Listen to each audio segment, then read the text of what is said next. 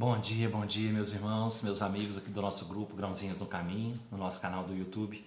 Sejam todos bem-vindos, mais um final de semana, o último final de semana do ano, né? Sejam todos bem-vindos ao nosso compromisso, a nossa leitura do Evangelho segundo o Espiritismo, do Livro dos Espíritos, nossos grãozinhos no caminho de hoje. E hoje os nossos grãozinhos trazem para a gente aqui no Evangelho, o capítulo 10, Bem-aventurados aqueles que são misericordiosos, a indulgência. Espíritas, queremos vos falar hoje da indulgência, esse sentimento tão doce, tão fraternal, que todo homem deve ter para com os seus irmãos, mas do qual bem poucos fazem uso. A indulgência não vê os defeitos de outrem, ou se os vê, evita falar deles, divulgá-los. Ao contrário, oculta-os, a fim de que não sejam conhecidos senão dela. E se a malevolência os descobre, tem sempre uma desculpa para os abrandar, quer dizer, uma escusa plausível, séria e não daquelas que, tendo o ar de atenuar a falta, a fazem ressaltar com um jeito pérfido. A indulgência não se ocupa jamais com os atos maus de outrem, a menos que isso seja para servir, e tem ainda o cuidado de os atenuar tanto quanto possível. Não faz observações chocantes, não tem censura nos lábios, mas somente conselhos, o mais frequentemente velados. Quando criticais, que consequências se deve tirar de vossas palavras? É que vós que censurais, não teríeis feito o que reprovais e valeis mais do que o culpado. Ó homens, quando pois julgareis os vossos próprios corações, os vossos próprios pensamentos, os vossos próprios atos, sem vos ocupardes do que fazem os vossos irmãos? Quando não abrireis os vossos olhos severos, senão sobre vós mesmos? Sede, pois, severos para convosco, indulgentes para com os outros. Pensai naquele que julga em última instância, que vê os pensamentos secretos de cada coração e que, por conseguinte, desculpa as faltas que censurais ou condena o que desculpais, porque conhece o móvel de todos os atos e que vós, que proclamais tão alto anátema, tenhais talvez cometido faltas mais graves. Sede indulgentes, meus amigos, porque a indulgência atrai, acalma, reergue, ao passo que o rigor desencoraja, afasta e irrita. José, Espírito Protetor, Bordeaux, 1863. Pois é o que nós falamos ontem, né? Na leitura de ontem, sobre o perdão. A indulgência, ela vai além do perdão.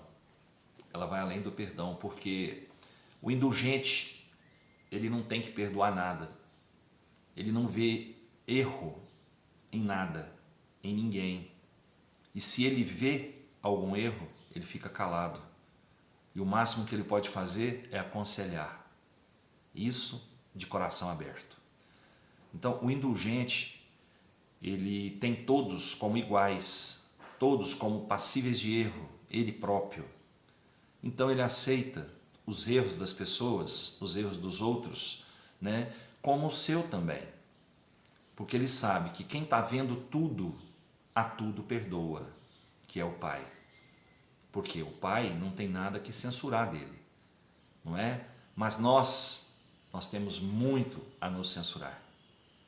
Então temos que procurar ser indulgentes no nosso dia a dia. Porque, como eu disse, a indulgência vai além do perdão. Então vamos procurar ver nos outros pessoas iguais a nós, né? Todos nós temos nossos defeitos, nossas virtudes. Então vamos ver os defeitos das pessoas como provas que elas têm que passar, como chances, oportunidades que ela está tendo de se melhorar, passando aqueles erros, fazendo as coisas erradas para aprender. São necessários a ela. Então nós temos que entender isso, certo? E o que nós podemos fazer na indulgência é orientar, tá certo? Vamos aceitar, não vamos divulgar erro de ninguém. Ninguém tem que sair falando para os outros, o fulano está fazendo isso, o fulano está fazendo aquilo. Não. A indulgência vai nisso aí também. A gente vê o erro que a gente julga errado, mas fica calado quanto a isso. Ninguém tem que passar para frente, né, as atitudes erradas de outra pessoa. Vamos primeiro olhar para a gente, né? O Livro dos Espíritos traz para a gente hoje a questão 519, Intervenção dos espíritos do mundo corporal, no capítulo 9. As aglomerações de indivíduos, como as sociedades, as cidades, as nações, têm seus espíritos protetores especiais? Sim, porque essas reuniões são de individualidades coletivas que marcham com um objetivo comum e que têm necessidade de uma direção superior. Então é aquilo que nós falamos ontem também, né? Se existem espíritos afins, espíritos com a mesma intenção, né, com o mesmo objetivo comum, esses espíritos estão atraindo para eles, né, os seus anjos guardiões. E como eles estão em coletividade, é necessário que esteja ali um espírito superior ou mais espíritos superiores para coordenar esses espíritos que estão ali, né, para ajudar aquela coletividade, aquela nação, né, aquela sociedade. Então é isso aí, pessoal.